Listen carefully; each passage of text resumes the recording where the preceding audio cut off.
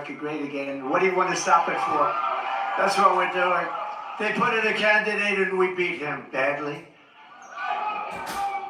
How did he do in the debate? Then they put in another candidate. This is like you have two fighters and one guy's losing. They say, come on out, let's put in another one.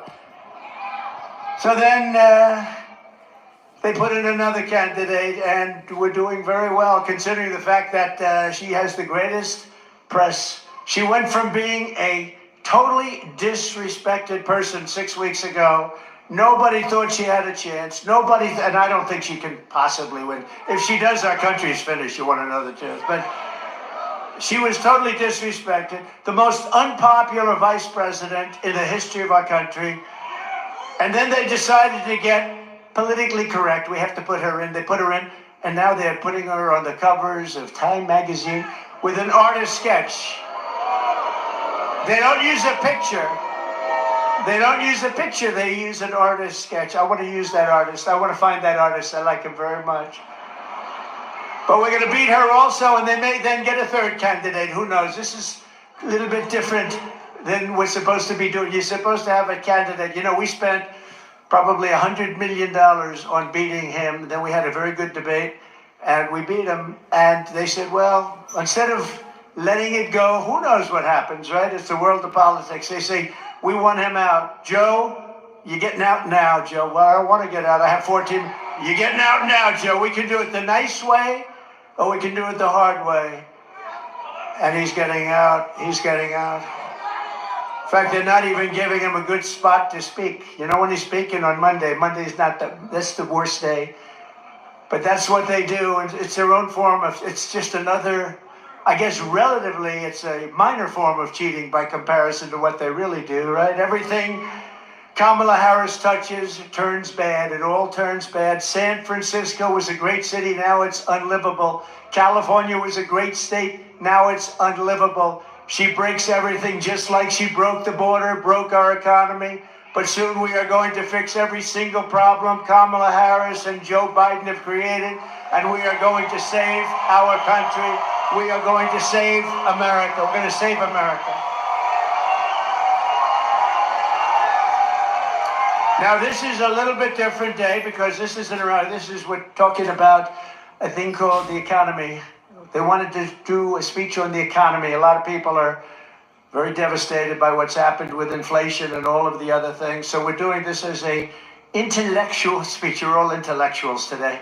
Today we're doing it, and we're doing it right now, and it's very important. They say it's the most important subject. I think crime is right there. I think the border is right there, personally. We have a lot of important subjects because our country has become a third world nation. We literally are a third world nation. We're a banana republic in so many ways, and we're not going to let that happen because we're starting a free fall. But from today and from the day I take the oath of office, we will rapidly drive prices down and make America affordable again. We're going to make it affordable again. Under Kamala Harris and crooked Joe Biden, the American dream is dead. You don't hear about the American dream anymore. It's dead. Her radical liberal policies have caused horrific inflation, decimated the middle class, and gutted the finances of millions and millions of American families. Real incomes are down by over $2,000 a year per family. I mean, that's a lot of money. They're down by that, and it's actually much more if you figure it a certain way. If you add some other categories in, it's much more than that. But down by 2,000 since she took office, and it was just announced that real earnings were down once again at a record rate. The Harris price hikes have cost the typical household $28,000. Congratulations. Hope everyone's happy. Credit card debt has exploded, and it's exploded to the highest it's ever been, and the cost of a typical monthly mortgage has tripled, and probably more than that if you think about it. We were at about 2.4%, and now you're up to 10% and even 11%, but you're really not there because you can't get the money even if you want to pay it. In July alone, 350,000 people were added to the unemployment rolls. Kamala Harris wants to talk about her fantasies, and they are everything she says. If I say something, she said that's what she's going to do too. I say, what are you doing? But she wants to talk for the future about these fantasies, but really what she needs to explain is the present suffering that she's caused along with Joe Biden. And by the way, they're a team. You know, she's trying to throw him overboard. She doesn't want to know who he is anymore. She doesn't want to talk about him anymore. She says, let's not bring this guy in. Let's not bring him in. No, they were a team. He appointed her as border czar, and she did the worst job in the history of borders, I will tell you. Does anyone here feel richer under Kamala Harris than Crooked Joe than you were during the Trump administration? Is anything less expensive under Kamala Harris and Crooked Joe? I mean, we had inflation that I don't believe we've ever had inflation like that. You can go back a long way. Are you better off now with Harris and Biden than you were with a person named President Donald J. Trump? Do you know him? He's a nice gentleman. With 4 more years of Harris, your finances will never recover. They're never going to recover. Our country will never recover, frankly, more importantly.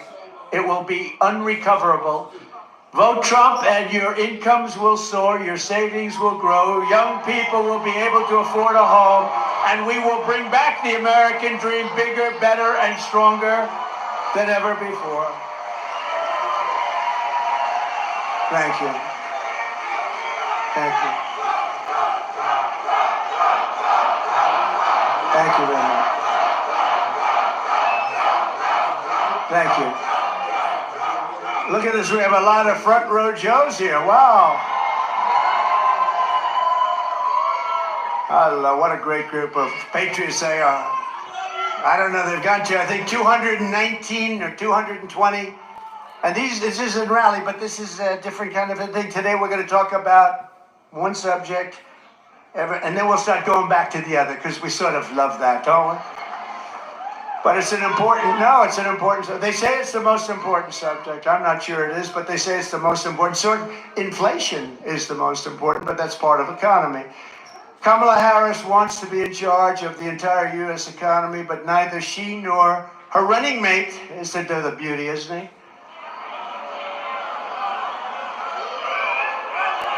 He signed a bill.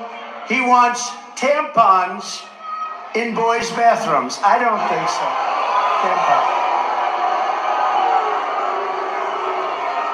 But they've never held a private sector job in their entire professional careers. And it's no wonder they're both socialists. They're actually beyond socialists. I think they skipped over socialists. That's why I think when people find out, because you don't know who these people are, I think when people find out who they are, I personally don't think they can do well in the election. They've destroyed this country. What they've done, when you look at San Francisco, what happened to, and she was the one that started it. Years ago, she was district attorney. Then she was the attorney general of the state of California. California is a disaster now. Now, Gavin Newsom hasn't helped very much, but it's a disaster. She was the one. This November, voters are going to give radical liberal Kamala Harris the opportunity to try something new. A real job in the private sector for the first time in her life.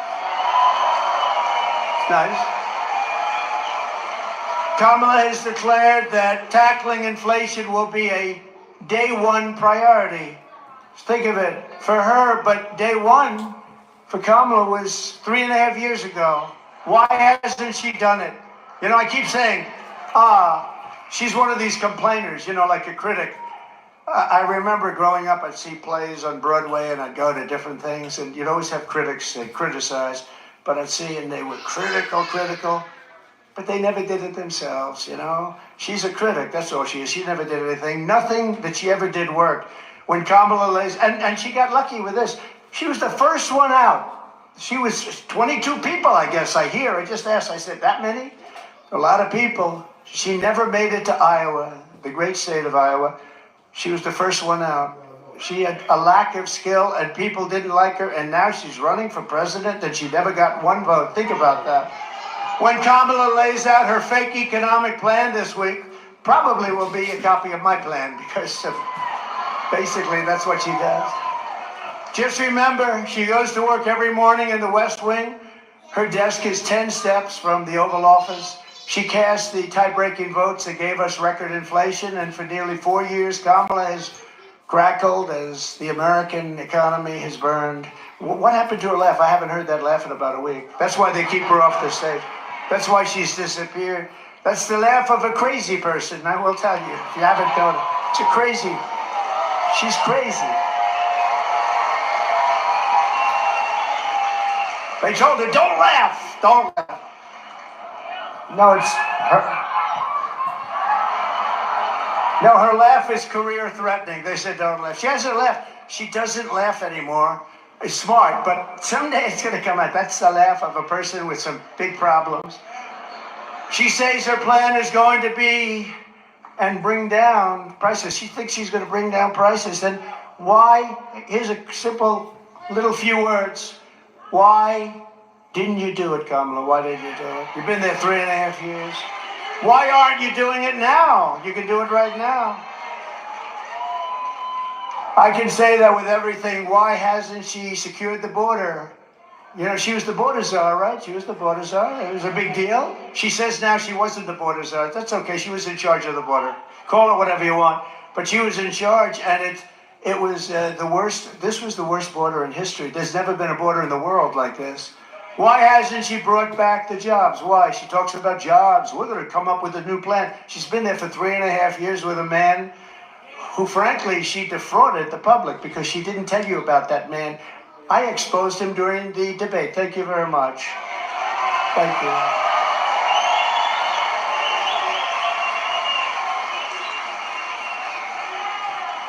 And now the bombs are starting to drop in the Middle East. You see what's going on there, right? That would have never happened. Israel would have never happened. Ukraine would have never happened with Russia. You wouldn't have ever had an embarrassment like that Afghanistan disaster, worst, most embarrassing day in our country's history. Inflation would have never happened. We would have never had it. It was caused by a very stupid energy policy. Then it went back to my policy because prices were going up so much. But it'll end, if they won this election on day one, all of that would end, and this country will go through hell.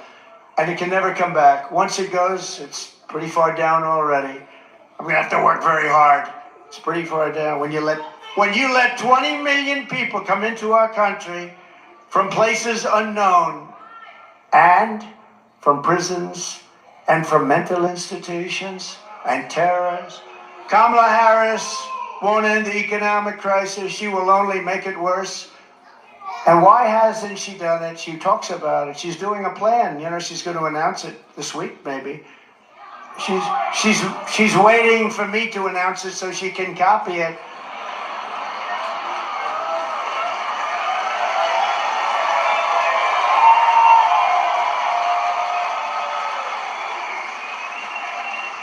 Like, remember a couple of days ago? And we will have no tax on tips. I said that was my plan. Not only didn't she, I mean, they came up with a plan to go after all these people violently. Then one day she just uttered that sound, but she'll copy a lot of other things too. But she'll never do them. She'll never do them. She'll say them for the election, but she'll never do them. She can't solve the problem because she is the problem. She really is. People like her.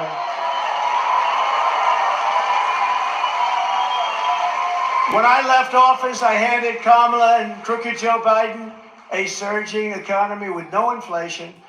The 30-year mortgage rate was 2.4%. Gasoline had reached $1.87 a gallon, and for periods of time was even lower than that. The African-American poverty rate was down 7%. The Hispanic-American poverty rate was down 8%. The biggest drops, the greatest drops that you've ever seen in this country. They've never had it so well. Nobody has. Every group, men, women, Hispanics, Asians, blacks, everybody was down at a level that nobody's ever seen. We had some of the greatest periods of economic growth and health that any country has ever seen. I think probably more than any country has ever seen. In 4 short years under President Trump, we passed the largest tax cuts in history, the largest regulation cuts in history. We unleashed American energy and real income surged by more than $4,200 in just a short number of months. I mean, it was nobody. You never had it so good. Now you're not doing so well, did it? We had the strongest economy in history. There's never been a country that had an economy like us. I gave Harris and Biden an economic miracle, and they quickly turned it into an economic nightmare with a nation-wrecking agenda ripped straight out of Kamala's San Francisco liberal playbook. What they've done to poor San Francisco. Man, y'all ain't watching the video. What's going on? Let me restart.